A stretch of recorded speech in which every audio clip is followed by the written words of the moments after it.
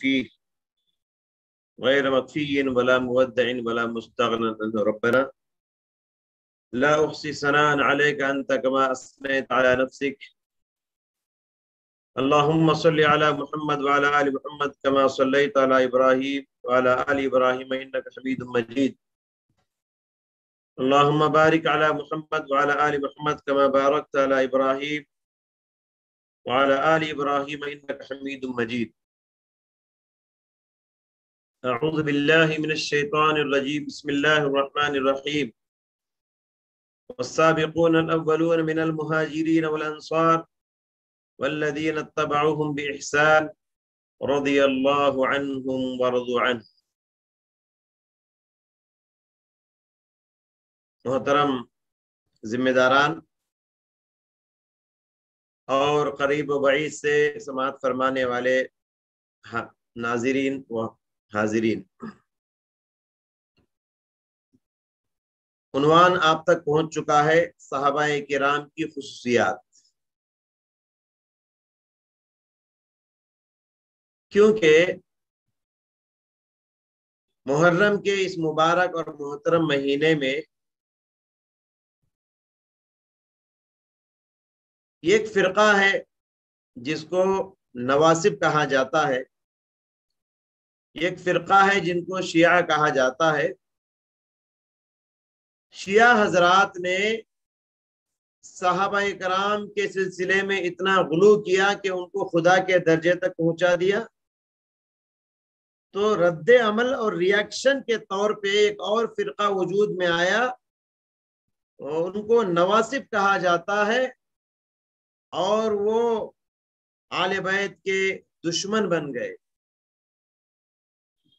تو اہل سنت کا یہ مسلک ہے، ان دونوں کے درمیان ہر ایک کو ان کا حق دینا چاہیے، پیغمبروں کو ان کے حقوق دینا چاہیے، صحابہ کو ان کے حقوق دینا چاہیے، خلفائے راشدین کو ان کے حقوق دینا چاہیے، اصحاب بدر کو ان کے حقوق دینا چاہیے، اصحاب احد کو ان کے حقوق دینا چاہیے، اہل بیت رضوان کو ان کے حقوق دینا چاہیے۔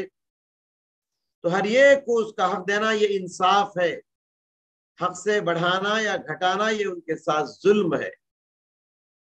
تو چونکہ اس محترم مہینے میں صحابہ کرام کی تذلیل کی جاتی ہے، توہین کی جاتی ہے، تو میں نے مناسب سمجھا صحابہ کون ہیں، ان کا مقام کیا ہے، ان کے خصوصیات کیا ہیں، بعض خصوصیات آپ کے سامنے رکھنے کی میں کوشش کروں گا۔ محترم ناظرین، صحابی کسے کہتے ہیں؟ من لقی النبی صلی اللہ علیہ وسلم ومات علی ذلک۔ علماء اکرام نے اس کی تعریف کی ہے، آسان تعریف ہے، ایمان کی حالت میں جو نبی صلی اللہ علیہ وسلم سے ملاقات کیے اور ایمان ہی کی حالت میں ان کا انتقال ہوا تو ان کو کہا جاتا ہے صحابی۔ کیونکہ بہت سارے مومن تھے جو نبی صلی اللہ علیہ وسلم کے زمانے میں ملاقات کرنا چاہتے تھے، مگر ان کی ملاقات نہیں ہو سکی، اس کی وجہ سے وہ صحابی نہیں بن سکے۔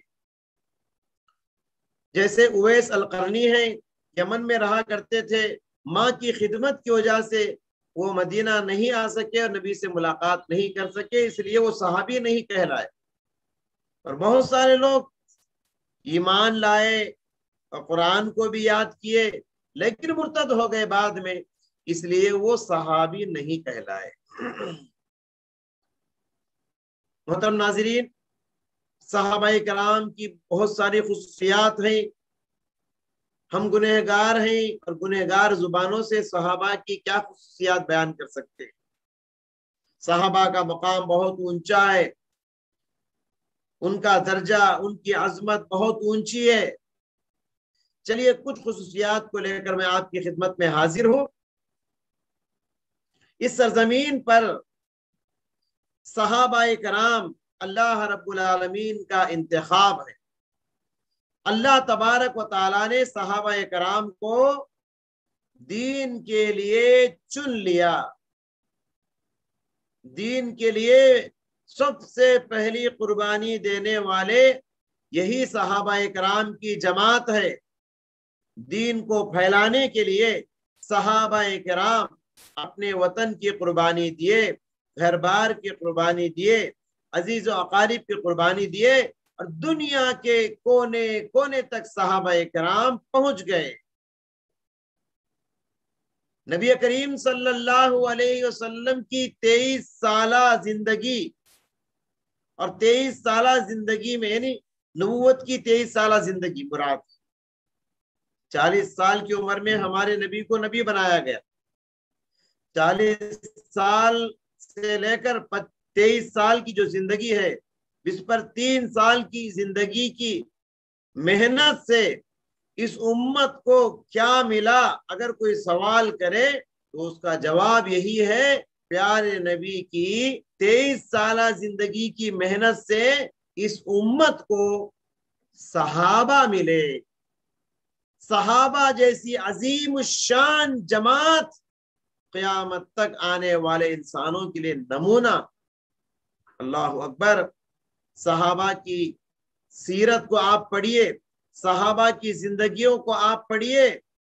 صحابہ کرام، ان کی یہ سیرت نبی کی سیرت سے بنی ہے۔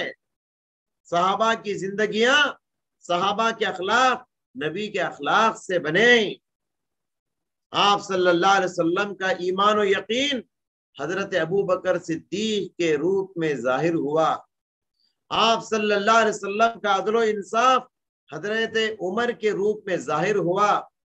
آپ صلی اللہ علیہ وسلم کا جود و سخا، دینا دلانا کھلانا پلانا، یہ صفت حضرت عثمان کے روپ میں ظاہر ہوئی۔ آپ صلی اللہ علیہ وسلم کی دور اندیشی حضرت علی کے روپ میں ظاہر ہوئی۔ آپ صلی اللہ علیہ وسلم کی جرأت و بہادری حضرت خالد بن ولید کے روپ میں ظاہر ہوئی۔ آپ صلی اللہ علیہ وسلم کی امانت داری حضرت ابو عبیدہ بن جراح کے روپ میں ظاہر ہوئی۔ آپ صلی اللہ علیہ وسلم کا فقر و فاقہ حضرت ابو ذر غفاری کے روپ میں ظاہر ہوا، اور آپ صلی اللہ علیہ وسلم کے علوم و معارف حضرت معاذ بن جبل اور حضرت ابن عباس کے روپ میں ظاہر ہوئے۔ تو گویا آپ صلی اللہ علیہ وسلم نے اپنی ساری صفات، اپنی ساری خوبیوں کو صحابہ کرام میں تقسیم کر دیا۔ آپ صلی اللہ علیہ وسلم کی خوبیاں اگر دیکھنا ہو، آپ صحابہ کرام کی زندگیوں میں دیکھ سکتے۔ اس جماعت، صحابہ کی اس جماعت کا ایسا کردار کہ ان کا ایک ایک نقش قدم، ان کا ایک ایک عمل، ان کا ایک ایک کردار نقش قدم بن گیا، نمونہ بن گیا، اور قیامت تک کے لیے ایک اسوہ بن گیا۔ اللہ اکبر۔ صحابہ کرام توبہ کرے تو ان کا توبہ نمونہ، صحابہ کرام صبر کرے تو ان کا صبر نمونہ، صحابہ کرام تجارت کرے، بزنس کرے تو ان کا بزنس نمونہ، صحابہ کرام توبہ استغفار کرے تو ان کا توبہ استغفار نمونہ، صحابہ کرام مہمان نوازی کرے تو ان کا مہمان نوازی نمونہ۔ اللہ اکبر۔ ان کی زندگی کے بہت سارے گوشے ہیں، ہم سب کے لیے نمونہ۔ دنیا میں آپ بے شمار جھگڑے دیکھے، عام طور پہ دنیا میں جو جھگڑے ہوتے ہیں، ادھر ایک فریق ہوتا ہے، ادھر ایک فریق ہوتا ہے، ہر ایک فریق یہی کہتا ہے یہ زمین میری ہے، یہ چیز میری ہے، یہ چیز میری ہے۔ لیکن صحابہ کرام کے جھگڑے بھی آپ دیکھیے، صحابہ کرام کہتے تھے یہ میری نہیں تیری ہے۔ اللہ اکبر۔ صحابہ کرام کی زندگیوں کا ایک واقعہ میں آپ کو بتانا چاہتا ہوں۔ دو صحابہ زمین کا ایک جھگڑا لے کر پیارے نبی صلی اللہ علیہ وسلم کی خدمت میں حاضر ہوئے۔ ہر ایک یہی کہتا تھا کہ یہ زمین میری ہے، یہ زمین میری ہے۔ پیارے نبی صلی اللہ علیہ وسلم دونوں کی بات کو غور سے سنے اور فرمایا میں تمہارا فیصلہ کرنے سے پہلے ایک نصیحت کرنا چاہتا ہوں، پہلے میری نصیحت کو غور سے سن۔ پھر آپ نے فرمایا تم دونوں زمین کا جھگڑا لے کر میرے پاس حاضر ہوئے ہو سکتا ہے یہ زمین جس آدمی کی ہے وہ منہ مرا ہو، اپنی بات کو ثابت کرنے کی طاقت نہیں رکھتا ہو، دلیل کو پیش کرنے کی اس کے پاس سکت نہ ہو، اور دوسرا آدمی فریق مخالف وہ چرب زبان ہے، سچی بات کو جھوٹ بنانا، جھوٹی بات کو سچ بنانے کا ہنر جانتا ہو، اور اگر میں اس کی بات کو سن کر زمین کو اس کے حق میں فیصلہ کر دوں تو میں اس کو زمین نہیں دے رہا ہوں بلکہ جہنم کا ایک ٹکڑا دے رہا ہوں۔ یہ سننے کے بعد دونوں صحابہ کہنے لگے، دونوں میں سے ہر ایک یہی کہتے تھے، یہ زمین ان کی ہے، یہ زمین ان کی ہے، میری نہیں۔ تو یہ صحابہ اکرام کے جھگڑے تھے۔ مہمان نوازی کی اگر بات کریں، مہمان نوازی صحابہ کرے تو ان کی مہمان نوازی بھی نمونہ بن جاتی تھی۔ دیکھیے بخاری شریف کا واقعہ آپ بار بار سنتے ہیں، ایک مہمان آئے، پیارے نبی کے پاس کھلانے کے لیے کچھ نہیں تھا، صحابہ میں اعلان کیا تو ایک صحابی مہمان کو لے کر، رات کا وقت تھا، اپنے گھر لے کر گئے اور اندر جا کر بیگم سے کہا، بیگم آج ہمارے گھر کو مہمان رسول آئے ہیں، گھر میں ان کے لیے کھلانے کے لیے کچھ ہے کیا؟ تو بیگم نے کہا، اجی آج رات گھر کا فیصلہ یہ ہے کہ مجھے اور آپ کو دونوں کو بھوکا سونا ہے، اور جو کچھ ہے وہ بچوں کا کھانا ہے۔ شوہر نے کہا، بیگم ایک کام کرو، آج بچوں کو تھپکی دے کے، لوری بول کے سنا دو کچھ نہ کچھ کر کے، اور بچوں کا کھانا آج مہمان کو کھلا دیں۔ کتنی وفادار بیوی تھی، سرتاج کی بات کو تسلیم کی، بچوں کو سلا دی اور بچوں کا کھانا مہمان کے لیے تیار کی۔ مہمان گھر کے اندر تشریف لائے، دسترخوان بچھائے، اور شوہر نے بیوی سے کہا، جب کھانا لا کے رکھو تو ایسا ویسا کر کے چراغ بجھا دینا، تاکہ میں اپنے سامنے برتن رکھ کے ہاتھ ہلاتا رہوں اور اپنا کھانا بھی پورے کا پورا مہمان کو کھلا دوں۔ چراغ بجھا دیا گیا، سارا کھانا بچوں کا مہمان کو کھلا دیا گیا۔ اللہ تعالیٰ کو یہ مہمان نوازی اتنی پسند آئی، قیامت تک کے لیے آسمان سے آیتیں نازل کر دیا، یؤثرون علی انفسہم ولو کان بہم خصاصہ۔ اللہ کے نیک بندے ایسے ہیں، اپنا گھاٹا کر کے سامنے والے کا فائدہ کرتے۔ تو صحابہ مہمان نوازی کریں تو ان کی مہمان نوازی بھی نمونہ بن جاتی تھی۔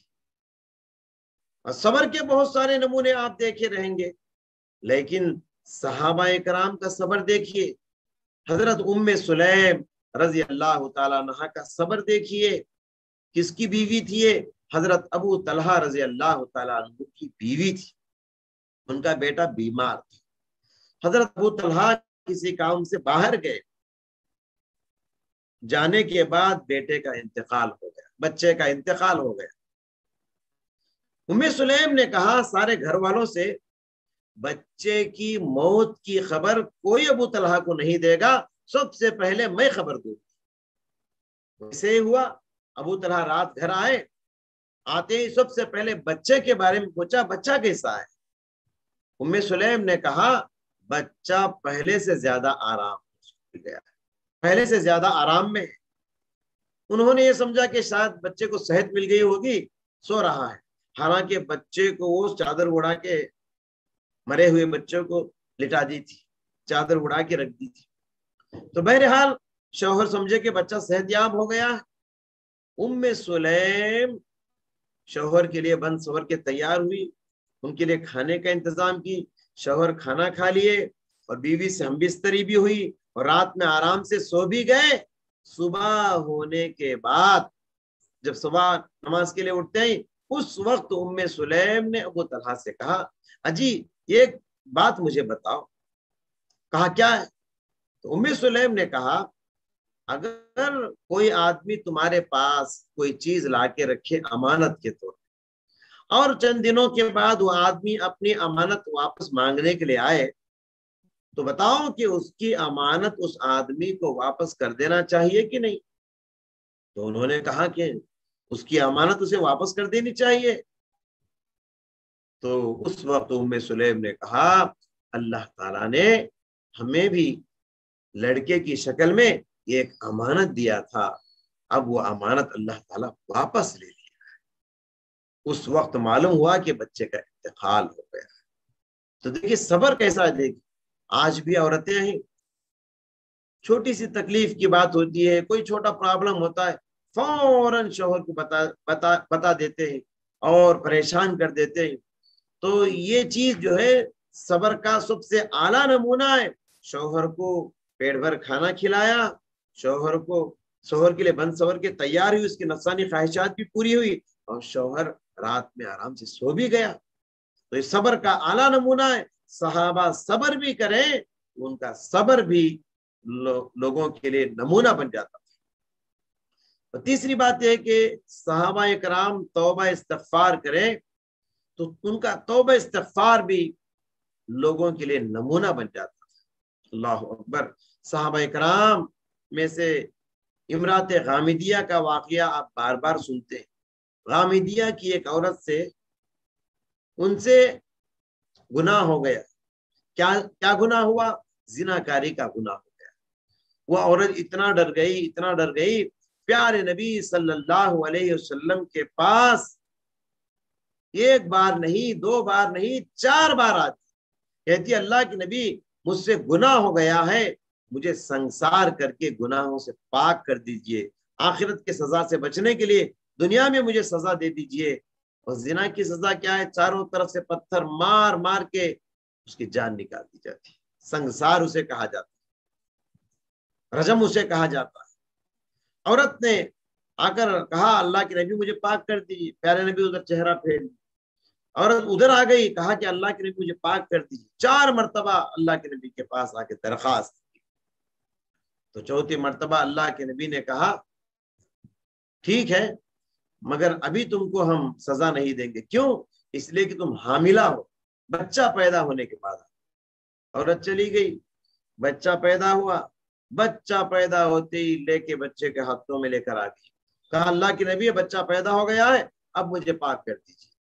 اللہ کے نبی نے کہا لیکن بچہ بہت چھوٹا ہے، اس کو دودھ پلانے کی ضرورت ہے، جاؤ دودھ پلانے کی مدت پوری کر کے آؤ۔ پھر عورت بچے کو لے کر گئی، دودھ پلانے کی مدت پوری ہونے کے بعد بچے کے ہاتھ میں روٹی کا ٹکڑا دے کے لے کے آئی کہ بچہ اب کھانے پینے کے لائق ہو گیا ہے، اللہ کے نبی جو گناہ مجھ سے ہو گیا ہے اب مجھے پاک کر دیجیے۔ اللہ اکبر۔ شرمندگی کا احساس دیکھیے، گناہوں کے 1 ہفتہ 2 ہفتہ نہیں، گناہوں کے لگ بھگ 2 سال ہو گئے ہیں، لیکن عورت کے دل میں شرمندگی کا احساس دیکھیے، کتنا توبہ کر رہی ہے وہ۔ آج ہم سے بھی گناہ ہوتے ہیں، کل گناہ ہوا آج ہم بھول جاتے ہیں، گزشتہ سال ہم نے کیا گناہ کیا ہم نے یاد نہیں۔ تو صحابہ کرام ان سے کوئی گناہ ہو جاتا تو کتنا ڈرتے تھے۔ تو بہرحال دودھ پلانے کی مدت پوری ہونے کے بعد بچے کو لے کر آئی، اللہ کے نبی بچے کو کسی کے حوالے کر دیے، عورت کو میدان میں لے کر گئے، اور صحابہ کرام چاروں طرف سے پتھر سے مار مار کے عورت کی جان نکالتے۔ اللہ اکبر۔ جب عورت کو پتھروں سے صحابہ مار رہے تھے، اس کا خون نکل کے یہ ایک صحابی کے اوپر گر گیا، خون کی چھینٹیں نکل کے یہ ایک صحابی کے اوپر گر گئی، اور وہ صحابی تھے خالد بن ولید رضی اللہ عنہ۔ ان کی زبان سے عورت کے سلسلے میں کچھ غلط جملہ نکل گیا، تو اللہ کے نبی صلی اللہ علیہ وسلم غصے میں آ گئے۔ پیارے نبی صلی اللہ علیہ وسلم نے حضرت خالد کو ڈانٹتے ہوئے کہا کہ اے خالد خبردار، لقد تابت توبۃ، آج اس عورت نے ایسا توبہ کیا ہے، واللہ لقد تابت توبۃ لو قسمت بین 70 من اہل المدینہ، اگر اس کی توبہ کو مدینے کے 70 گھرانوں میں تقسیم کر دی جائے تو ان سب کی بخشش ہو جائے۔ یعنی 70 صحابہ مل کے گناہوں سے توبہ کریں تو کتنا بھاری توبہ ہوگا، اتنا بھاری توبہ اس ایک عورت نے آج کیا ہے۔ تو معلوم یہ ہوا کہ صحابہ کرام توبہ کرتے تو ان کے توبہ کو بھی ایک نمونے کے طور پر اللہ کے نبی صلی اللہ علیہ وسلم پیش کرتے تھے۔ تجارت کے بے شمار نمونے ہم نے دیکھے ہوں. دنیا کے اندر بہت سارے لوگ تجارت کرتے ہیں.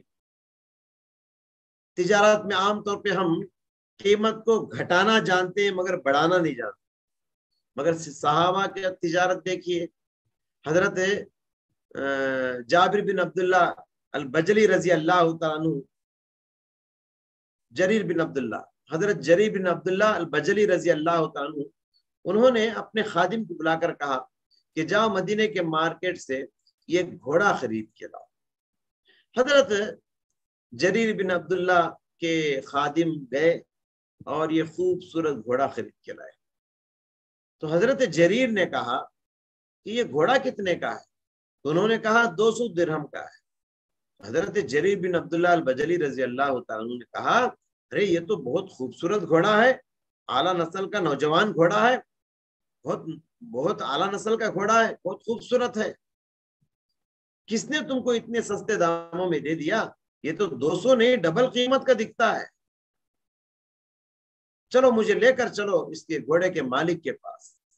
خادم جو ہے حضرت جریر کو گھوڑے کے مالک کے پاس لے کر گئے. گھوڑے کے مالک کے پاس جانے کے بعد جریر نے سوال کیا کہ بتاؤ یہ گھوڑے کو تم نے کتنے میں بیچا ہے؟ انہوں نے کہا کہ 200 درہم میں. تو حضرت جریر بن عبداللہ نے کہا تم کو معلوم نہیں کیا مارکیٹ میں اس کا ویلیو جو ہے 200 نہیں بلکہ 400 درہم کا ہے، اور مزید 200 درہم نکال کے گھوڑے کے مالک کو دیا. سبحان اللہ، کیسی اعلیٰ قسم کی تجارت صحابہ کرام کیا کرتے تھے. اللہ اکبر. صحابہ کرام کی یہ خصوصیت یہ ہے کہ صحابہ کرام سبحان اللہ قرآن کریم سے پہلی جو آسمانی کتابیں تھی، تورات ہے، انجیل ہے، ان آسمانی کتابوں میں بھی صحابہ کا ذکر ہے، صحابہ کا تذکرہ ہے. صحابہ ابھی پیدا نہیں ہوئے، صحابہ ابھی دنیا میں آئے نہیں، لیکن آسمانی کتابوں میں صحابہ کے چرچے، صحابہ کے تذکرے، صحابہ کا تعارف کیا جاتا تھا. ایسے دیکھیے قرآن کریم میں سورہ فتح میں اللہ تبارک و تعالیٰ نے ارشاد فرمایا محمد الرسول اللہ والذین معه اشداء علی الکفار رحماء بینہم. محمد صلی اللہ علیہ وسلم اللہ کے رسول ہیں، اور محمد صلی اللہ علیہ وسلم کے ساتھ جو بھی ان کے ساتھی ہیں یہ کافروں پہ گرم ہے اور مومنوں پہ نرم ہے. رحماء بینہم، اور آپس میں بڑے نرم ہیں. تراہم رکعا سجدا، آپ دیکھو گے صحابہ کرام کی اس جماعت کو سجدے کی حالت میں، رکوع کی حالت میں اللہ کے فضل کو تلاش کرتے ہوئے راتیں ان کی گزرتی ہیں، تہجد پڑھتے ہوئے، دعا کرتے ہوئے، ذکر کرتے ہوئے.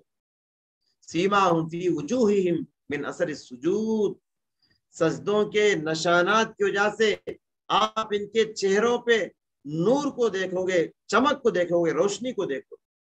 ذالک مثلہم فی الحیات الدنیا ذالک مثلہم فی التوراۃ ومثلہم فی الانجیل. تو فرمایا کہ ان کا یہی تذکرہ، ان کے یہی چرچے صرف قرآن میں ہی نہیں بلکہ پچھلے آسمانی کتابوں میں، تورات میں بھی ہے اور انجیل میں.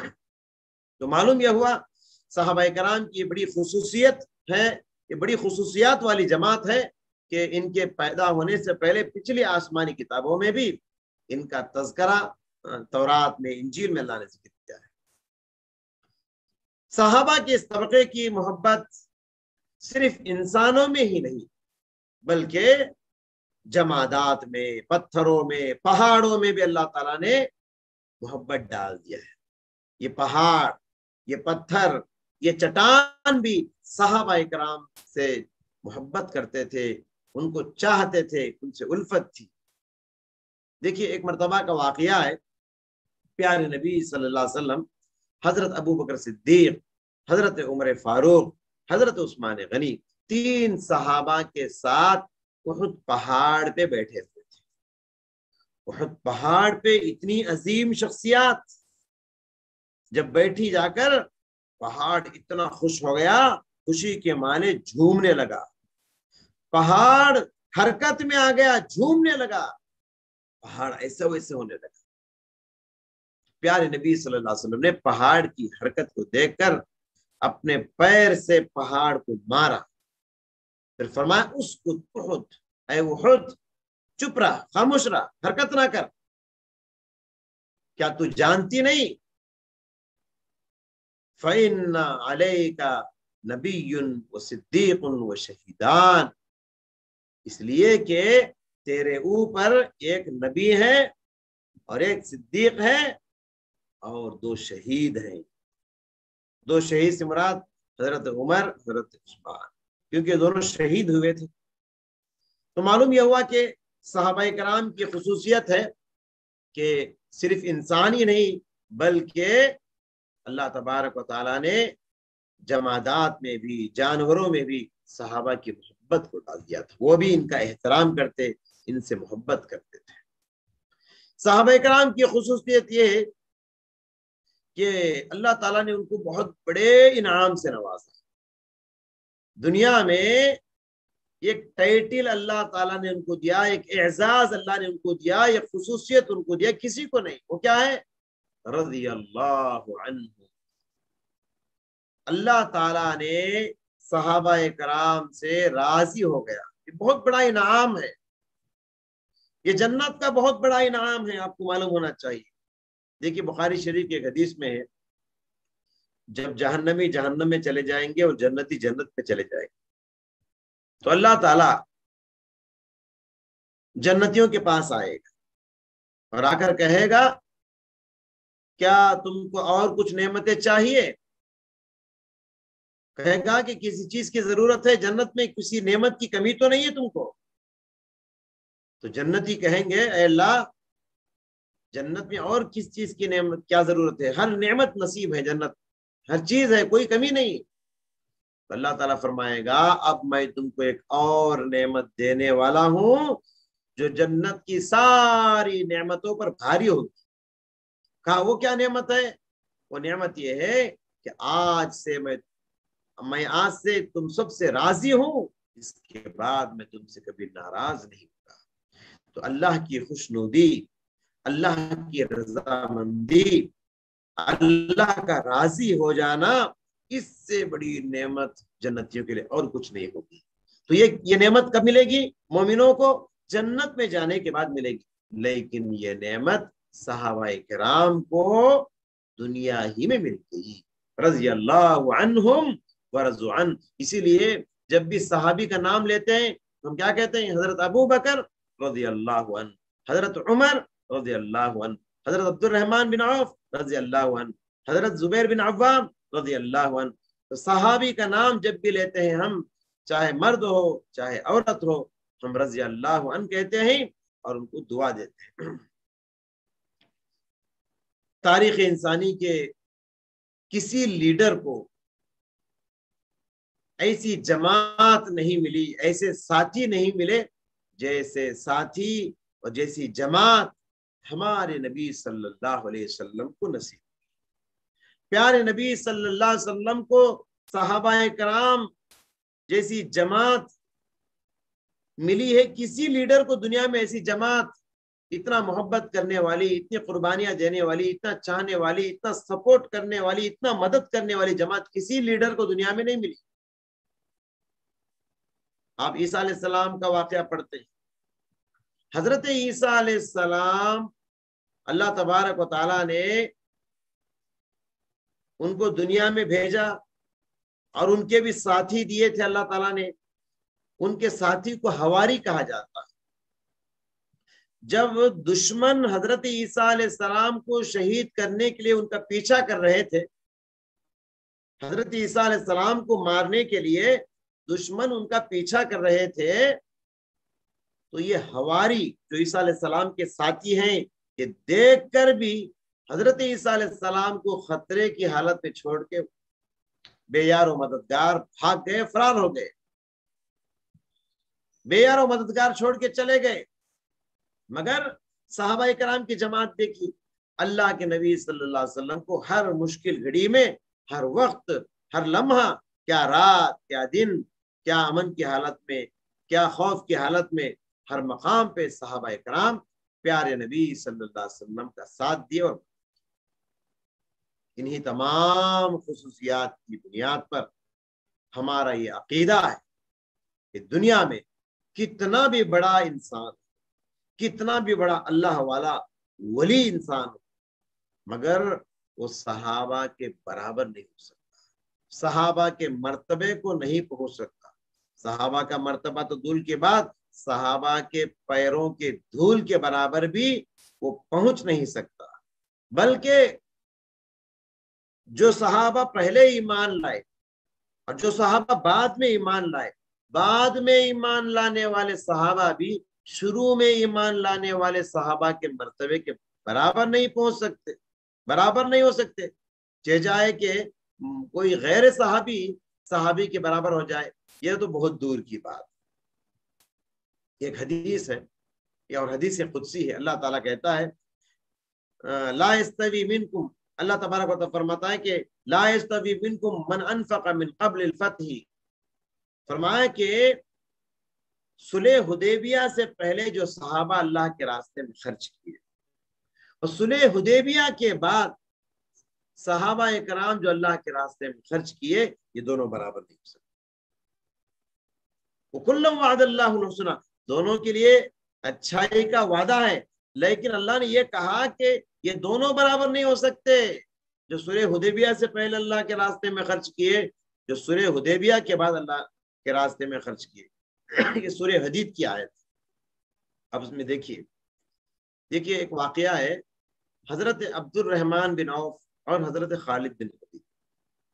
حضرت عبد الرحمن بن عوف یہ شروع میں ایمان لانے والوں میں سے، اور حضرت خالد بن ولید رضی اللہ عنہ یہ بعد میں ایمان لائے، آخری وقت میں ایمان لائے تھے۔ ایک مرتبہ کی بات ہے کہ دونوں میں ذرا جھگڑا ہو گیا۔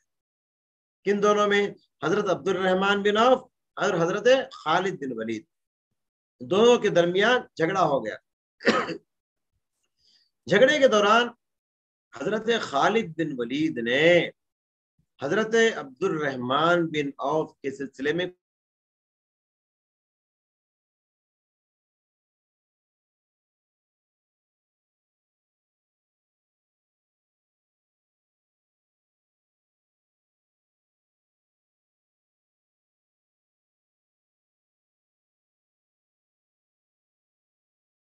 گالی نہ دینا، پھر فرمایا کہ اللہ کی قسم جس کے ہاتھ میں میری جان ہے، صحابہ کرام اگر تم سونے کا پہاڑ بھی اللہ کے راستے میں خرچ کر دو، مگر تم اتنا ثواب کو نہیں پہنچ سکو گے جتنا ثواب کے صحابہ اپنے دور میں ایک آدھا مد جو یا گیہوں اللہ کے راستے میں خیرات کر کے اجر و ثواب پائے۔ ایک آدھا سیر یا اس سے بھی کم گیہوں یا جو خرچ کر کے صحابہ اللہ کے راستے میں دے کر جتنا ثواب وہ حاصل کر لیے، آج تم احد پہاڑ کے برابر سونا بھی اللہ کے راستے میں خیرات کر لو، مگر اتنا ثواب کو تم پہنچ نہیں سکتے جتنا ثواب صحابہ اکرام آدھا مد یا ایک مد جو خرچ کر کے ثواب حاصل کرتے ہیں۔ تو صحابہ کا مرتبہ بہت اونچا ہے، وہ بڑے مخلص انسان تھے، اللہ پر یقین ان کا اتنا زیادہ تھا کہ اگر جنت کے پردے کھول دیے جاتے اور جنت کو آنکھوں کے سامنے دکھا دیا جاتا تو ان کے ایمان میں کوئی اضافہ نہیں ہوتا، کیونکہ جنت کو دیکھے بغیر بھی ان کا ایمان اتنا مضبوط ہے۔ یہ صحابہ کرام کی جماعت ہے۔ محترم حضرات، صحابہ کرام کے سلسلے میں باتیں تو بہت زیادہ ہوتی ہیں۔ صحابہ کرام جب صحابی دوسرے صحابی کے درجے کو نہیں پہنچ سکتے، مجھے بتائیے کہ دنیا میں کون انسان ایسا متقی انسان ہے، پرہیزگار انسان ہے، ولی ہے جو صحابہ کے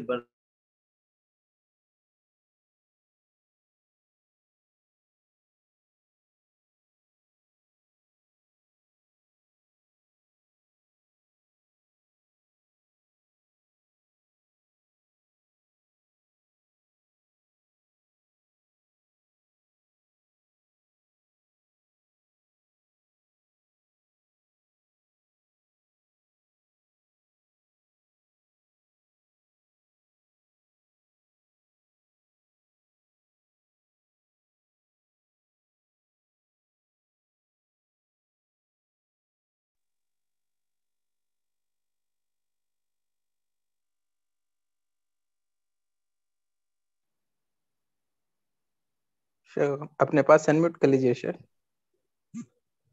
جی بات اختتام کو ہے. تو میں یہ بتا رہا تھا کہ جب ایک صحابی دوسرے صحابی کے مرتبے کو پہنچ نہیں سکتے تو عام انسان کون ایسا متقی انسان ہے, ولی صفت انسان ہے جو صحابہ کے برابر ہو سکتا ہے. اسی لیے سلف صالحین کا عقیدہ یہ ہے کہ سارے صحابہ بھی ایک درجے کے نہیں, صحابہ اکرام کے درمیان بھی فرق مراتب ہے. صحابہ میں سب سے افضل کون ہے؟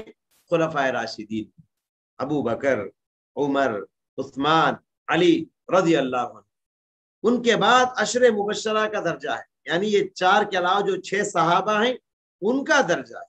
عشر مبشرہ کے بعد صحابہ میں درجہ آتا ہے اور مقام آتا ہے بدری صحابہ, جو صحابہ جنگ بدر میں شہید ہوئے ان کی مغفرت کا اعلان اللہ تعالیٰ نے آسمان سے کیا تھا. بدری صحابہ کے بعد مرتبہ آتا ہے احد کے صحابہ, احد میں جو صحابہ شریک ہوئے تھے ان کا مقام آتا ہے. اہل احد کے بعد صحابہ کا درجہ آتا ہے اہل بیت رضوان. تو اس طریقے سے صحابہ کرام میں بھی فرق مراتب ہیں, جو پہلے ایمان لائے جو بعد میں ایمان لائے ان کے درمیان بھی فرق مراتب ہے. تو بہرحال چونکہ صحابہ کرام کے سلسلے میں اس محترم محرم کے مہینے میں بہت ساری برائیاں بیان کی جاتی ہیں, تو میں نے مناسب سمجھا صحابہ کا مقام کیا ہے, ان کی خصوصیات کیا ہیں, ان کے سلسلے میں حدیث میں کیا وارد ہے, یہ پیش کرنے کی میں نے کوشش کی ہے. بہت سارے لوگ ہیں جو اس محترم مہینے میں ممبر رسول پر کھڑے ہو کے صحابہ اکرام کو برا کہتے ہیں, صحابہ اکرام کو گالیاں دیتے ہیں, حضرت عائشہ کو نعوذ باللہ زانیہ کہتے ہیں, حضرت عمر, حضرت ابو بکر, حضرت عثمان وغیرہ کو برے ناموں سے پکارا جاتا ہے. اللہ اکبر. سلف میں سے کسی کا قول ہے کہ کوئی آدمی عمر بھر عبادت کر لے پھر بھی وہ صحابہ کے اس عبادت کے مرتبے کو نہیں پہنچ سکتا جو 1 گھنٹے کی عبادت سے انہوں نے حاصل کر لیا. صحابہ کا مرتبہ بہت اونچا ہے, لہٰذا ہم کو صحابہ کا مقام اور مرتبہ سمجھنا چاہیے. دعا ہے اللہ تعالیٰ سے, اللہ تبارک و تعالیٰ کچھ کہنے والے کو اور آپ سبھی سننے والوں کو صحابہ کرام کے مقام و مرتبے کو سمجھنے کی توفیق عطا فرمائے. جو خصوصیات ان کی ہم نے آپ کے سامنے پیش کرنے کی کوشش کی ہے, ان خصوصیات کو ذہن میں رکھ کے اپنے اندر بھی صحابہ کے اوصاف پیدا کرنے کی توفیق عطا فرمائے. صحابہ کی خوبیاں ہیں, صحابہ کی جو اچھائیاں ہیں ان کو اپنے اندر لانے کی توفیق عطا فرمائے. آمین. وما علینا الا البلاغ المبین. آخر میں ذمہ داران کا بہت ہی ممنون اور مشکور ہوں جنہوں نے مجھے خدمت دین کا موقع دیا. جتنے بھی بھائی دور سے قریب سے سن رہے ہیں, وقت نکال کے غور سے سن رہے ہیں, اللہ تعالیٰ ان کی زندگیوں میں آسمان سے خیر کے دروازے کھول دے, آسمان سے برکتوں کے دروازے کھول دے اور آسمان سے رحمتوں کے دروازے کھول دے. عزت کی زندگی عطا فرمائے اور عزت کی موت عطا فرمائے. آمین. وآخر دعوانا الحمدللہ رب العالمین. آمین. اللہم آمین رب. جزاکم اللہ خیر, بارک اللہ فیک, نفع اللہ بک الاسلام والمسلمین. یہ تھے فضیلت الشیخ محمد امین عمری حفظہ اللہ, آپ کے سامنے صحابہ اکرام کی خصوصیات اس موضوع پر ماشاءاللہ بہت ہی بہترین انداز میں خطاب فرما رہے تھے. اللہ تعالیٰ شیخ کے علم میں, عمر میں, عمل صالح میں, اہل و عیال میں برکتوں سے نوازے اور مزید اللہ تعالیٰ شیخ محترم کو خدمات کی توفیق دے. شیخ کیا تو 1-2 سوالات ہے لیں گے شیخ, ٹائم ابھی 5 منٹ باقی ہے اذان کے لیے تقریباً. ہاں جی ٹھیک ہے. بارک اللہ فیک شیخ. کسی بھائی کے پاس اگر سوال ہے تو 2 سوالات کے لیے گنجائش ہے وقت کی, تو آپ ہینڈ ریس کر سکتے ہیں. ٹاپک سے ریلیٹڈ کوئی سوال ہے تو آپ پوچھ سکتے ہیں ضرور, نہیں تو اسی پر اتفاق کریں گے. 2 ہی سوالات کے لیے گنجائش ہے, مزید ہینڈ ریس نہ کریں. سلیمان بھائی اپنے پاس سے انمیوٹ کر کے سوال پوچھ سکتے ہیں. السلام علیکم ورحمۃ اللہ وبرکاتہ. شیخ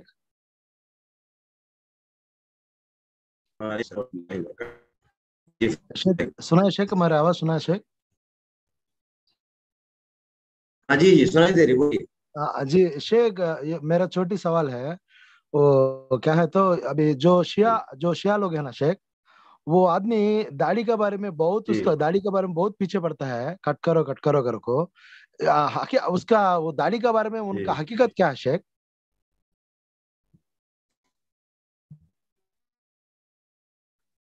دیکھیے شیعہ کا جو دین ہے، امت مسلمہ کا عقیدہ یہی ہے کہ ان میں سے اکثر لوگ جو ہے دین سے ہٹے ہوئے ہیں.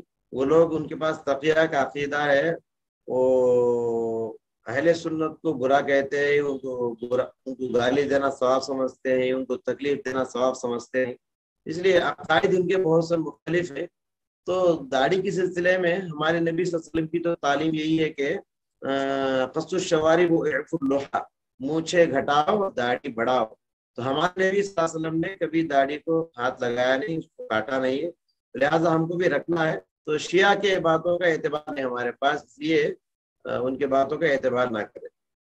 اللہ عالم. جی شیخ، جزاکم اللہ خیر شیخ، بارک اللہ فیکم شیخ. نور بھائی اپنے پاس سے انمیوٹ کر کے سوال پوچھیں. السلام علیکم ورحمۃ اللہ وبرکاتہ شیخ. وعلیکم السلام ورحمۃ اللہ وبرکاتہ. میرا سوال یہ باجو گھرا والا سے یا شیعہ سے شیخ، سوال یہ ہے کہ میرا شیخ، ان لوگ ہمارے نبی کو نہیں مانتے. میں ایک شیعہ کا گاڑی دھو رہا ہوں کویت میں، وہ بولتا ہم رسول کو علی رضی اللہ عنہ کو مانتے، اور یہ جبرائیل کو بھول چکے وہ محمد رسول اللہ صلی اللہ علیہ وسلم کے پاس وہی لے کے گئے کر کے ان لوگ عقیدہ رکھتے ہیں. کیا یہ بات سچ ہے کیا شیخ؟ اس میں تھوڑا کنفیوز بتائیے شیخ. میں تو ان کو بولا اللہ کے رسول صلی اللہ علیہ وسلم آخری نبی ہے بھائی، قرآن میں بھی ہے نا بھائی، بولتا بھائی تیرے کو نہیں معلوم تو. جی جی ہو گیا آپ کا سوال. ہلو، آواز کٹ ہو رہی ہے آپ کی.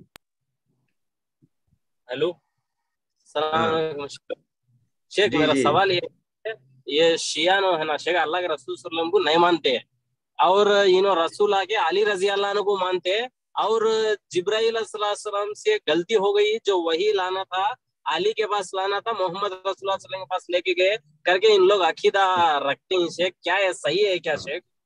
قرآن میں تو تو آخری شرکی نبی عقیدہ ہے ان کا. جی جی شرکی عقیدہ ہے. حضرت علی کو پیغمبر تو کیا اللہ کا درجہ دیتے ہیں وہ لوگ، سمجھ رہے ہیں کیا؟ تو اس لیے آٹو پہ کار پہ وہ لوگ لکھتے ہیں یا علی المدد، اے علی مدد کیجئے. سمجھ رہے کیا؟ ان کا شاعر کہتا ہے لی خمسۃ اطفی بہا حر الوبا المصطفیٰ والمجتبی وبناہما والفاطمہ. وہ کہتے ہیں کہ یہ مصطفیٰ یعنی اللہ کے نبی، مرتضی یعنی حضرت علی، وبناہما اور ان کے دو بیٹے حسن حسین، اور والفاطمہ ان کی ماں فاطمہ. تو یہ پانچوں کو پنجتن پاک کہتے ہیں وہ لوگ. تو ان پانچوں سے وہ لوگ ہیں نا مدد مانگتے ہیں تکلیفوں میں. تو گویا کہ حضرت علی کو خدا کے درجے تک بھی پہنچا دیتے ہیں، وہ ان سے مدد مانگتے ہیں. اور آپ دیکھیں گے گھروں میں ہمارے مسلمانوں کے گھوڑا ہوتا ہے، اس کے اوپر سے ایک ہاتھ نکلا ہوتا ہے، وہ ہاتھ سے مراد وہی پنجتن پاک ہے ان کے، اسی کو پنجا کہتے ہیں. پیروں کو پنجوں کا پنجا لگاتے ہیں محرم کے مہینے میں. تو لا الہ الا اللہ محمد رسول اللہ ہم پڑھتے ہیں، تو محمد صلی اللہ علیہ وسلم آخری رسول ہیں، اس میں کوئی شک و شبہ کی بات نہیں. لہٰذا شیعہ حضرات کا یہ کہنا کہ محمد صلی اللہ علیہ وسلم آخری نبی نہیں، حضرت علی کو وہ نبی مانتے ہیں، کہتے ہیں کہ جبرائیل نے ان کے پاس جانا، علی کے پاس آنا تھا، وہ محمد صلی اللہ علیہ وسلم کے پاس چلے گئے. یہ جھوٹا عقیدہ ہے ان کا، یہ اس عقیدے کو ہم تسلیم نہیں کرتے. واللہ عالم. اور ایک بات ہے شیخ، اور قرآن کو بھی نہیں مانتے ہیں شیخ. انہوں کیا بول رہا ہے اور دوسرا قرآن آتا کر کے بول رہا ہے، یہ کتنے بٹے سچ ہے شیخ؟